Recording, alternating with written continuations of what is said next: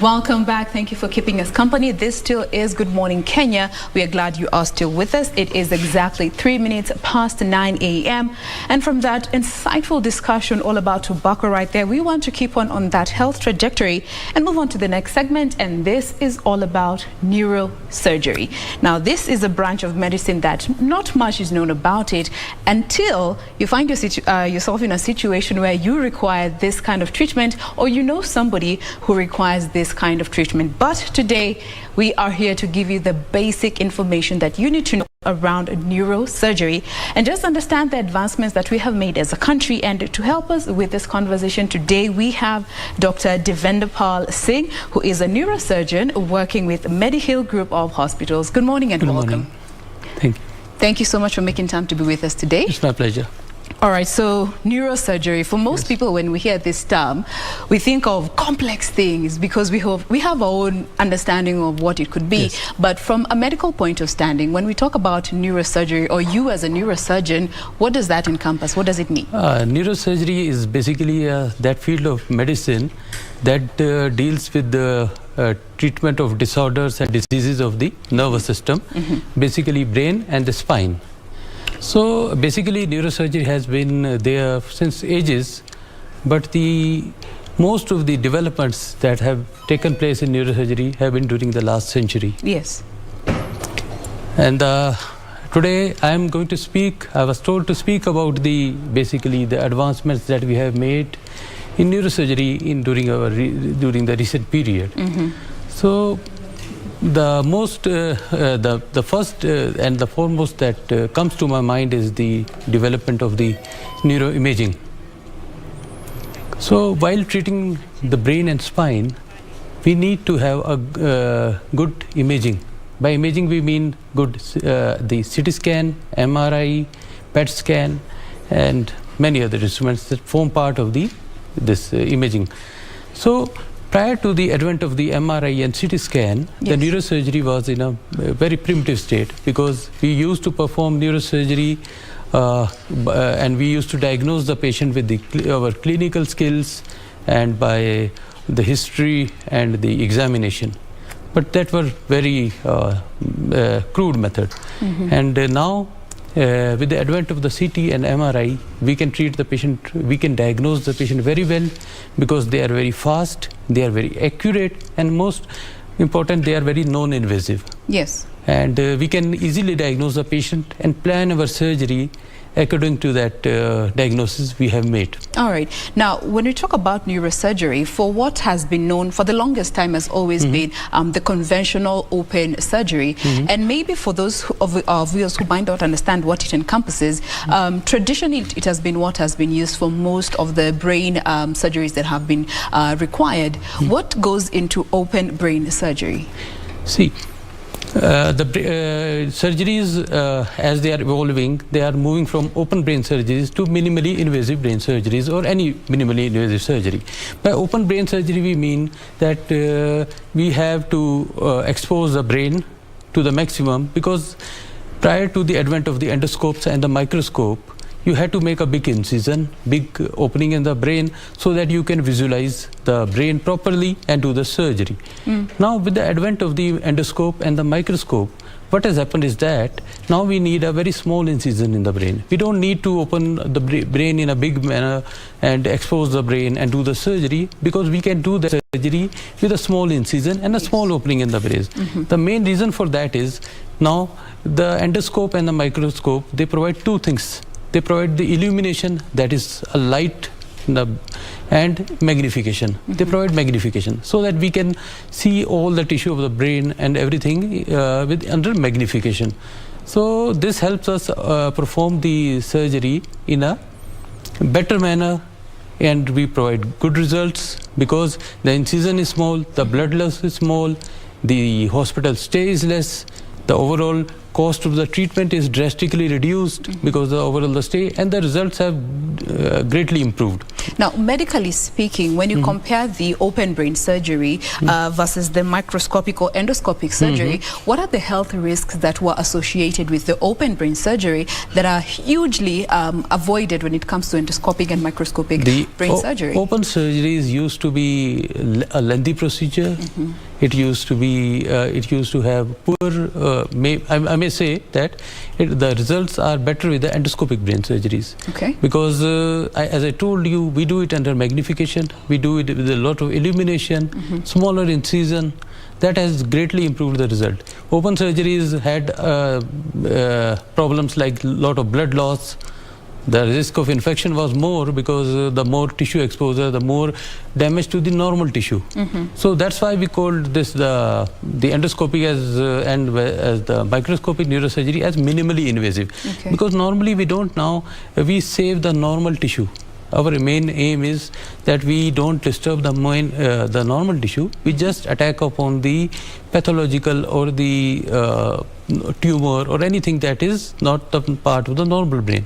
So for that we don't go through a small incision. We try to protect the normal structures, and then we only attack the pathology. Okay. So in this way the results are improved. The post-op stay is less. The post-op complication like weakness, infection are less, and discharge from the hospital is very early. The patient can recover very well, and he can go home the next day. In case of spinal surgeries, the spine surgeries used to be considered. The people now also they don't go, are not ready to go for the spine surgeries. But when I tell them they can go home the next day, they don't believe it. Wonder how? Yeah, because we put in a minimally invasive. We don't cut we give a small cut. We don't invade the normal tissue. We just remove suppose we are doing for a disc surgery, we do the disc surgery, and we send the patient next day. And we can even make the patient walk after 2 hours after the surgery. So that is only possible because of the these endoscope and microscope and the minimally invasive methods that we are using. Now let's talk a bit about the conditions where neurosurgery can be employed, or rather is employed in the treatment, and especially so when it comes to conditions that so many people have been struggling with for so many years without understanding that neurosurgery actually is the only option that can be used to help alleviate some of these ailments. Neurosurgery is a very broad field. Basically, you can't just generalize because it encompasses many other subspecialties. Like if I come to first of all the trauma. Yes. If you suffer head injury, brain trauma, that is. Brain trauma, yes. Okay. Brain as well as spine trauma. Then the neurosurgery comes into play. Then if you are treating brain tumors, okay, then neurosurgery is there. Then, and before we even jump the gun, allow me to just interject. You know, when you talk about brain trauma, from a medical standing, you know what it means, but maybe our viewer is wondering, okay, what is brain trauma or what is spine trauma? Medically speaking, how would you define brain trauma and spine trauma? See, as you know, road traffic accidents, assaults can lead to brain trauma or the spine trauma. What I mean by this is any injury to the brain is called brain trauma or brain injury, as well as any injury to the spine can lead to spinal injury. Now what happens, the brain is enclosed within our skull. Although it is very well protected by the skull, then also it is very much vulnerable to the trauma, because that's why the government makes the policies that makes it mandatory to wear the helmet, because as you know, the brain is the most important organ of the body. It's a governing seat of the body. So any injury to the brain can have a devastating effect over the body. And as you know, time is the most important factor in managing a head injury. So patient should be aware about this, that if he reaches hospital in time, and if he is suspecting the head injury, and that manifests in the form of patient may have headache, unconsciousness, vomiting, and or nasal or ear bleed. These are the things that usually point towards that the patient may have some brain injury. And if anybody, if a bystander knows that yes, the patient is he's unconscious, he's having vomiting, he's having this, then if he can take the patient to the hospital at time, then the results of after the injury are good. Now, looking at those symptoms that you have mentioned, do they occur over a certain period of time so that you don't confuse them with other ailments? So how are you able to distinguish that this could be pointing to head trauma? See, if there is a definite history of head injury, patient was going and he has met with the accident, first thing is that you have an idea, yes, patient has met with the accident. Now, the symptoms that I have told you, if he is unconscious, lying on the roadside, definitely he has a head injury. There is no doubt about that. But if he develops drowsiness later on, or he complains of headache, then he may or he may not have a serious head injury. And we have to rule that out. And once he reaches the hospital, then we may go ahead with the investigation like CT scan to rule out any head injury. And if we can treat that head injury on time, then the results are really very good. All right. And this now brings me to trauma, especially where children are involved, because most of the times children, they're always falling over, they're playing, they hit each other, they throw things at each other. But as a parent, you might not be aware that your child actually experienced any form of head trauma, and especially when they're younger. See, in children, yes, they often fall, and every time we don't need to carry them to the hospital. That's very true. So you can just have an idea that whenever the children fall, and if he didn't fell unconscious, didn't have any vomiting, didn't have any headache, then you can just ignore or just observe him. Okay. But if he is unconscious, or as I told you, is having vomiting, then you should bring him to the hospital, just so that a specialist can have you can have his opinion, and if necessary we can carry out with the CT scan. But most of the patients do not need a CT scan because we don't carry CT scan in each and every person if we don't find any clinical indication for that. But yes, if a patient, if the child has some positive history, we call it, like vomiting, headache, persistent, he may have the headache at that site of the impact, but that is not important. But if he is having generalized headache, vomiting, then it's important, and it's always better to get an opinion. All right. And what about in situations where we always hear of this phenomenon, shaken baby syndrome? It also results to head trauma or brain trauma for basically the babies? Brain is in the skull, you know, and it is basically floating in the skull. It is surrounded by a fluid called CSF. The basic purpose of the CSF is to decrease the weight of the brain, because it is floating. So what happens when we shake sometime, the brain, because of the inertia, it hits the skull, and it can lead to some form of injury to the brain. All right. So we should avoid that. Avoid that, and especially when you're dealing with babies. Remember, this is meant to be an informative session, so if you have any questions or you're seeking clarification on a question that you have been having in regards to neurosurgery or spinal injuries and head trauma for that matter, we welcome you to use the hashtag Good Morning Kenya on Twitter. At KBC Channel 1 is official station handle. My handle is at Jain Wambui. I will be sampling them as we keep going. And there's actually John who is asking about hydrocephalus. How can neurosurgery be used in the treatment of hydrocephalus? I will correct you. Neurosurgery can only treat hydrocephalus, because it is basically, first I would like to explain what is hydrocephalus. Our brain, as I told you, it is floating in a water. Yes. That is CSF, and the CSF is produced as well as absorbed. That's the cycle. So due to some reasons, if that the production of the CSF keeps on happening, but the absorption, there is a defect in the absorption, it can lead to accumulation of the CSF in the brain. And there are pouches in the brain that are called ventricles filled with CSF. So they keep on dilating. CSF is cerebral spinal fluid. Fluid, yes, very correct. So when the water is not absorbed properly, the CSF is not absorbed properly, it can lead to increased pressure in the brain, the dilatation of the ventricles, and the certain symptoms like in babies, newly born babies, it presents as increasing head size.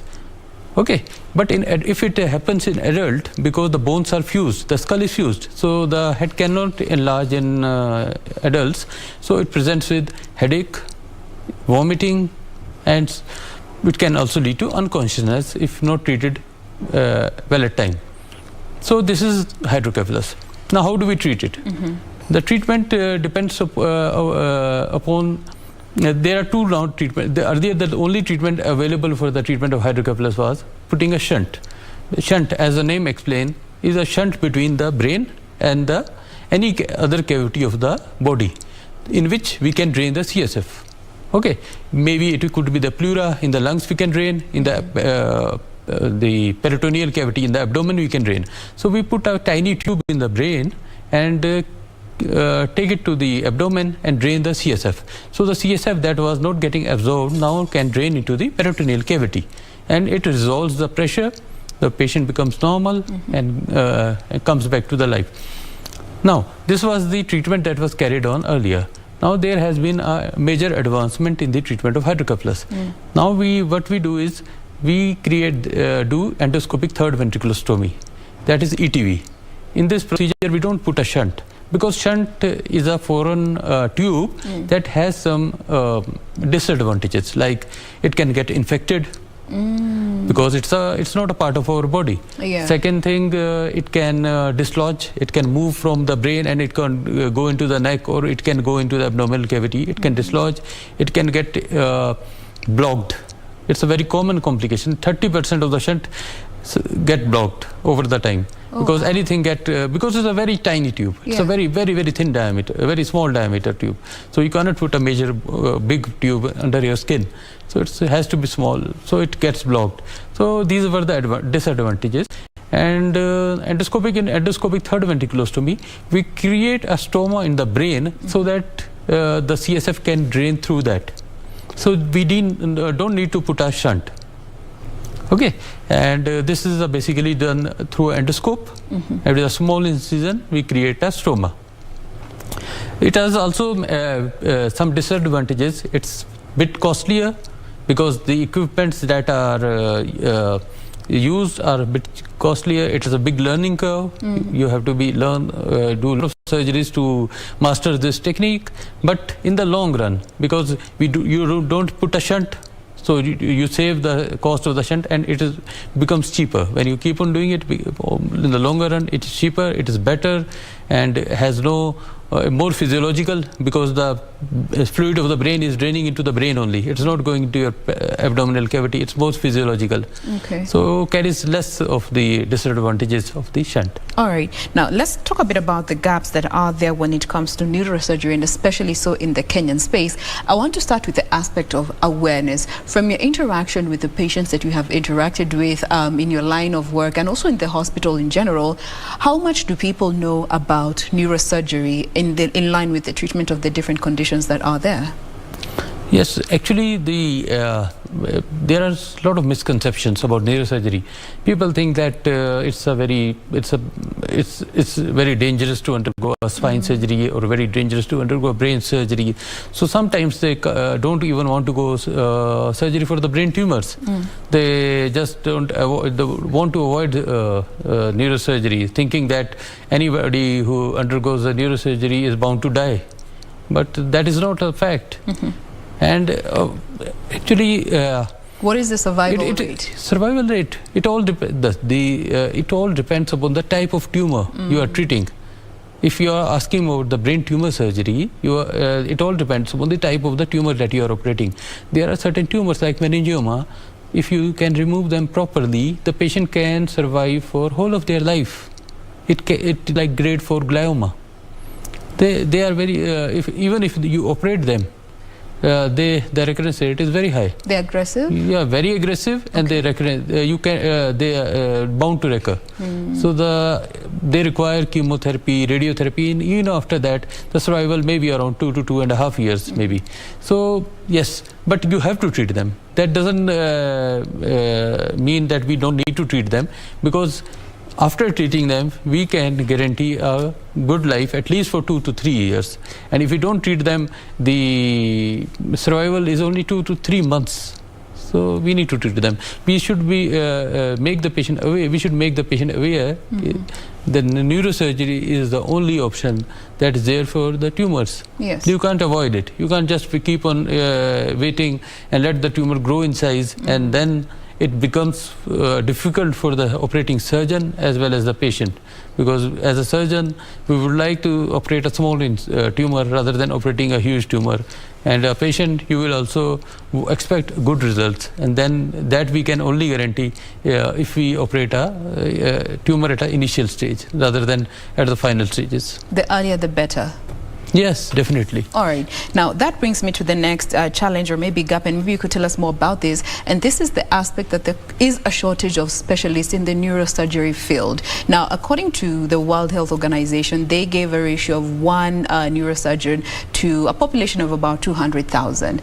But in Kenya, there's a huge gap. Tell us a bit about that and how much problem it has posed. See, yes, there is definitely a shortage of neurosurgeons, but this shortage can be covered if the primary healthcare workers, the physicians, the referring doctors are aware about the neurosurgery, because they know the symptoms of the brain tumors and they can help in early detection. Because most of the patient they will never travel directly to a neurosurgeon.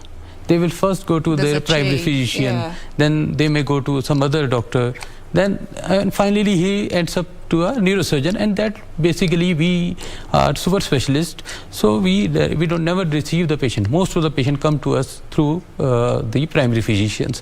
So if they are aware about the neurological or neurosurgical illnesses, condition, they can help in early referral and early treatment. And the shortage of neurosurgeon can be tackled in this manner, because if the patient reaches to us early, we can treat him early. So that is going to help the patient the most. Secondly, the shortage of neurosurgeon comes into picture most commonly in the treatment of trauma, because trauma or neurosurgical emergencies like hemorrhage and everything, because if it happens at a small center and there is no neurosurgeon, it takes time to shift the patient to a center where the neurosurgeon is there. Yes. So there, you definitely, in those places, you would actually expect that there should be a neurosurgeon, because if you treat the patient in time, because there is a very short window for management of stroke as well as hemorrhage and everything, or accidents. So there you expect there should be a neurosurgeon available 24 hours. But because, as you told, there is shortage of neurosurgeon and that is not possible, so good facilities in the primary healthcare centers where the patient can be managed at the initial stage, like intubation and everything, and given treatment protocol, or there could be some teleconsultation with the neurosurgeon from there, that is who is present at his center, so that he can guide the doctor at the rural or primary health center to manage the patient, and early evacuation and shifting of the patient to the center, that can help. Okay. Unless we have good number of neurosurgeon at the center. Now, you've mentioned the fact that, by the time a patient gets to a neurosurgeon, there's a whole other chain of specialists that they get to attend to them before they get to the neurosurgeon, and that brings the other aspect of the training capacity and capabilities, and especially looking at our Kenyan space. Do we have the proper training capacity to ensure even just a general physician or a medical officer, clinical officer can be able to point out some of these signs and symptoms that could be pointing out to brain trauma? Yes, definitely, because at the primary level, at the graduation level, we are all taught about the symptoms that head injury patient may present with, or a brain tumor may present with. So it is not it's not a very rocket science to judge a patient that yes, he is having because the patient with which a neurosurgical patient present are very clear, like headache. He may present with epilepsy, that is convulsions. So the doctor, if he wants, can easily diagnose and refer the patient to the neurosurgery. It's not a very difficult, and with the availability of the modalities like CT scan, MRI, the things have become more easy. Yes. Now, any patient who presents to a primary physician with a headache, and if it is not getting treated with this medicines, not responding to the medicine, he can order a CT scan, and then the report will make the diagnosis very clear. Yes, he is suffering from this, maybe tumor, abscess, anything. So it can help them referring the patient. Okay. And what about in this, when it comes to specializing now to neurosurgery? As you had mentioned, it takes a number of years in order to actually be proficient in performing some of these surgeries. Do we have the capacity to actually offer that education as a country? Or if yes, what more needs to be done to just ensure that we are able to train more and more medics who are specializing in the neurosurgery that actually that all depends upon the government and initiative of that.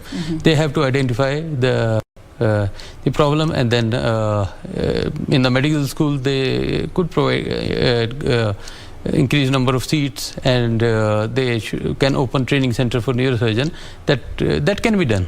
That is very necessary and should be done, because as you were telling, there is a shortage of neurosurgeon, and many of the patients have to travel 400 kilometers, 500 kilometers to reach to our center. Yes. And many patients, they have to travel abroad to get neurosurgery done. So it's a need of the hour.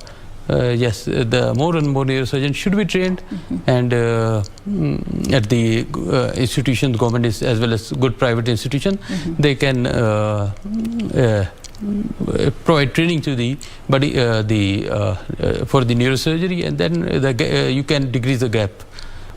All right. Now, let's talk a bit about finances involved when it comes to neurosurgery, because that is also an area that makes so many people shy away from actually seeking treatment.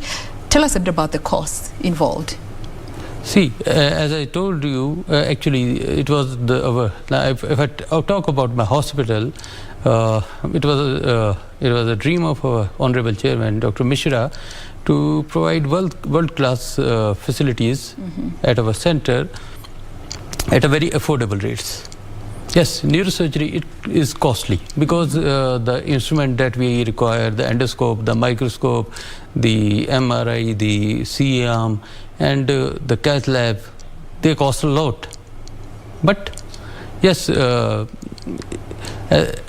because of the proper techniques and proper diagnosis and everything, if it is done at time, and if you operate the patient well within the time, we can bring down the cost, because we can decrease the stay, we can decrease the requirement for the antibiotics, higher antibiotics, and everything. We are decreasing it down. Yes. And we actually the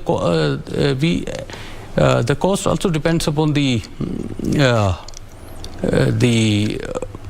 equipments, or the hardwares and everything, the procedure and itself. The procedure itself. Okay. So we are trying to because we have a dream to provide these world-class health facilities here to the people of Kenya, and not only Kenya but the neighboring countries. So we are working on this, and if you compare the cost, we are very, very cheaper and affordable to if you compare with the other nearby hospitals. Right. And I've seen that myself. So that is our endeavor, and we are trying to do that. But yes, I agree with you that neurosurgery is a bit costlier as we compare it with because of the factors that I've already told. Yes. Because the hardware and everything that is involved, the world-class infrastructure that we have, it may be a bit costly. But yes, we are much cheaper than the other comparable hospitals. All right. Now, speaking of this world-class service, which actually requires world-class equipment in order to perform some of this surgery, so that we can have minimally invasive procedures and a person can go back to their daily activities, there comes in the government and what more it can do to help bring some of this infrastructural capacity that we need as a country to create more room for us and our specialists to be able to perform these surgeries locally without needing patients to travel abroad to get these services. The aspect of infrastructure and what other stakeholders can do to ensure that these world-class services are offered within the country. See, the government can do is that the instruments that we have now, that is not the question that I'm supposed to answer, because these the instruments that are being brought from, because they are not manufactured in Kenya, so they are imported from the other countries. Now government can reduce this duties on this, then so that they become cheaper, and once they become cheaper, they can be deployed at many centers. And because since, as you know, the things that are imported are bound to be, and because they are heavy duties excise on them, so if that is reduced, the things may become cheaper. Like MRI, they are MRI, CT scan, they are very costly. But if the government can take an initiative and decrease the cost, then they can. There can be many centers that may be coming up with this kind of facilities. All right. Now, let me just sample some of the feedback that we are receiving. We have Beth here who is asking what treatment is best for disc prolapse? See, most of the disc prolapse do not require any kind of surgery. This is a misconception that if you have a disc prolapse, you require any kind of surgery. I may say, if I go by my experience, 98 to 99% of the patient, they respond very well to the medicine, physiotherapy. But yes, if you have a problem that is not responding to the medicines, or you are developing signs and symptoms like weakness, numbness, or the pain is not responding to the medicine, then you may require surgery. And the best surgery we can offer is the endoscopic disc surgery, in which we just give a small incision at your back and remove the disc that is compressing your nerve, and you can go home on the same day or by the next day. Yes. All right.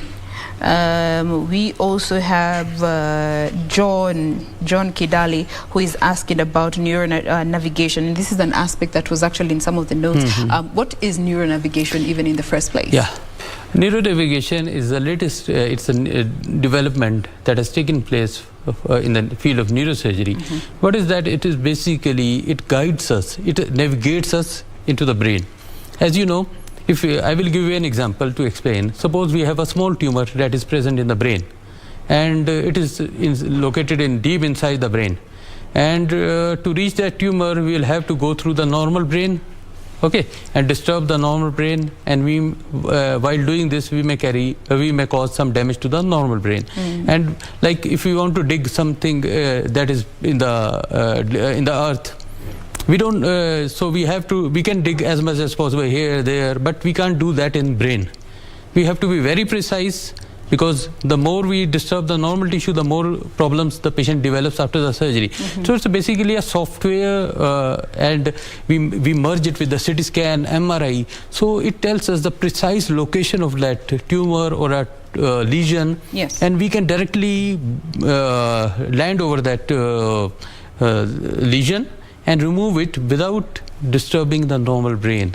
So basically it's a development that's helped us perform the surgery precisely and with a minimal damage to the normal brain and normal structures. What is the importance of having an individual awake when some of these procedures are being done, and especially for some cases that we have seen traditionally with open brain surgery? See, this is called awake brain surgery.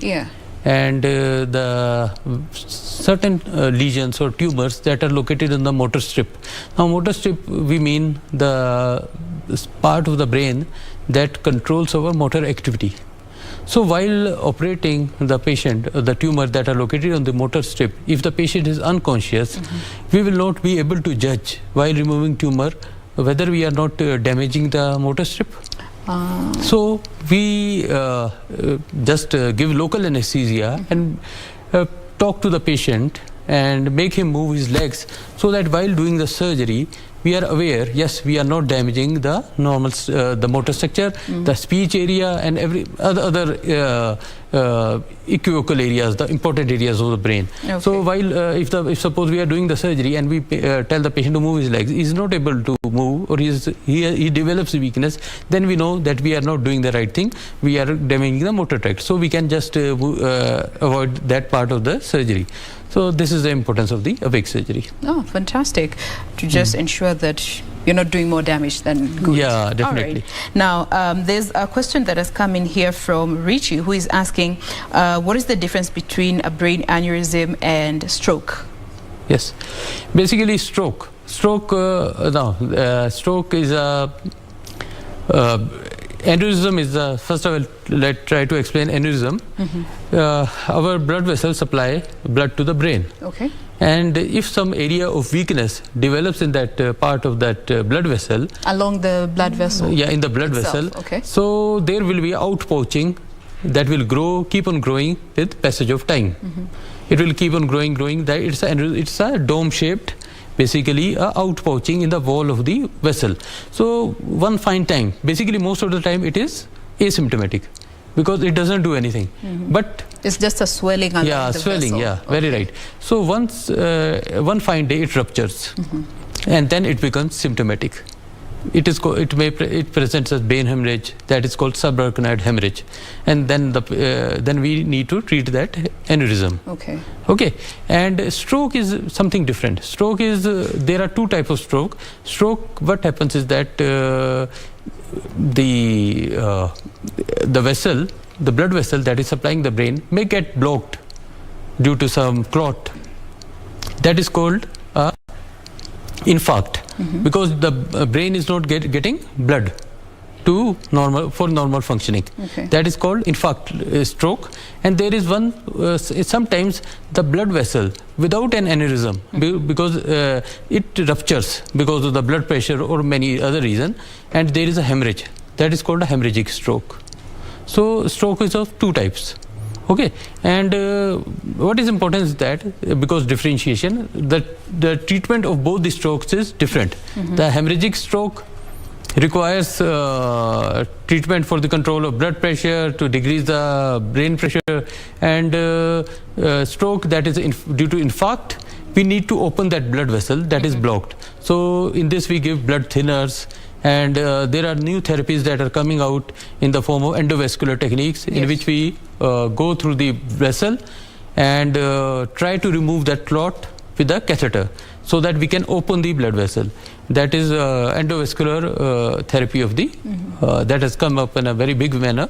So that's a new therapy that has come for the management of stroke. While in aneurysm, the therapy is we open the brain and clip it, or we do the endovascular coiling. That is called coiling, in which we peg the aneurysm with the coils and stop its bleeding and rupture. That's another. So these are actually the difference between the aneurysm and the stroke. All right. Now there is another question that has come in from Cynthia. This is clearly somebody who is very interested when it comes to how the brain works and has done a bit of research, because she's talking about lobotomy.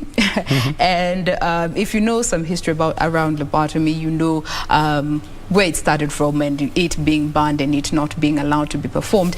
But for the benefit, she's asking how was lobotomy even allowed to be performed on individuals back in the day, considering the damages and the challenges that it came with? See, curiosity. I will tell you. In those days, actually, the patient of the psychosis and everything, they were kept in. They were not actually.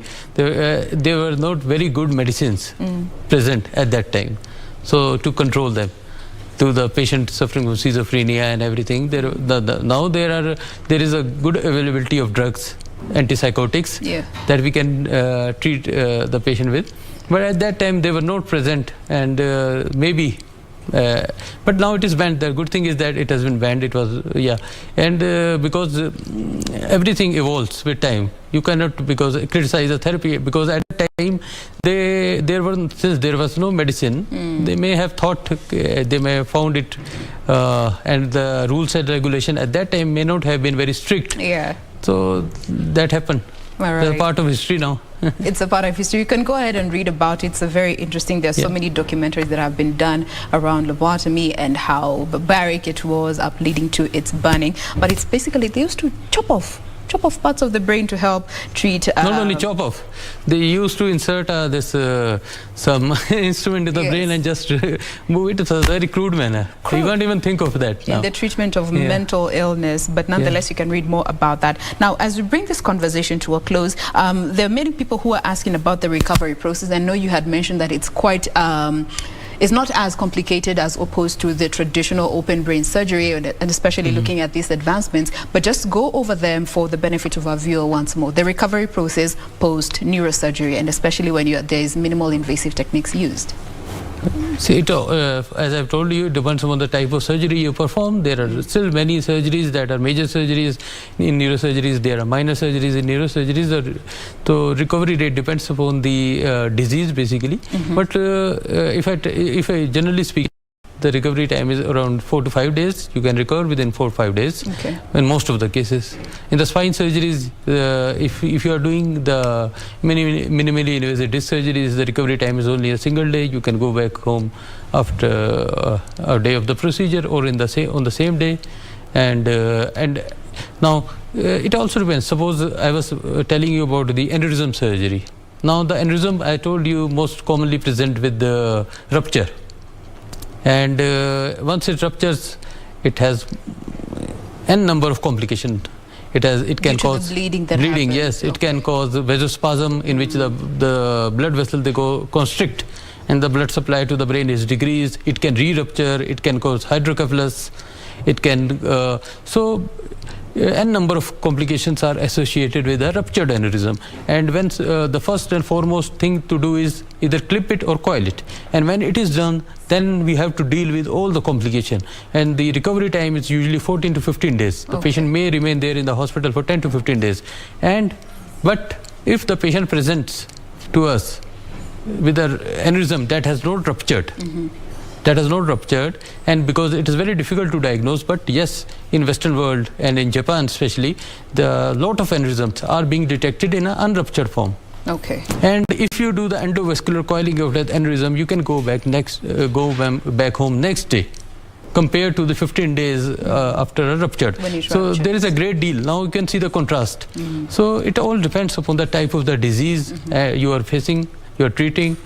But as I told you, most of the patients recover well within 4 to 5 days. All right. Now, this is a conversation, again, as I mentioned, is meant to be informative, and we're going to be doing subsequent discussions around this science that is neurosurgery to help you better understand and just know there's so many conditions that can be treated, and especially with the advancement in technology that we are seeing. I love this camera. The advancement that we are seeing in technology that are helping our specialists use minimally invasive techniques in the treatment. For now, we have to pause at that particular point. We have been speaking with Dr. Devender Singh, who is a neurosurgeon working at Mediheal Group of Hospitals. Thank you so much for making time. It was my pleasure. Thank you. All right, so that is that in regards to Health Tuesday. We want to say goodbye, but we will be back tomorrow. Thank you so much for your time. My name is Jain Wambui. Do enjoy the rest of your viewing.